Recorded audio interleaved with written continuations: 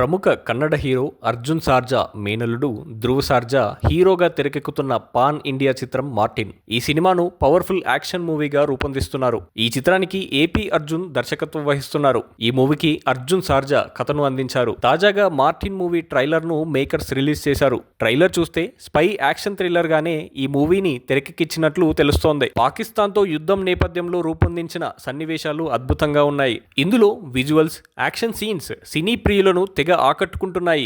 ఈ సినిమాను అక్టోబర్ 11న ప్రేక్షకుల ముందుకు తీసుకురానున్నారు. కన్నడతో పాటు హిందీ, తెలుగు, తమిళం, మలయాళం, బెంగాలీతో సహా ప్రపంచవ్యాప్తంగా 13 భాషల్లో విడుదల చేయనున్నారు.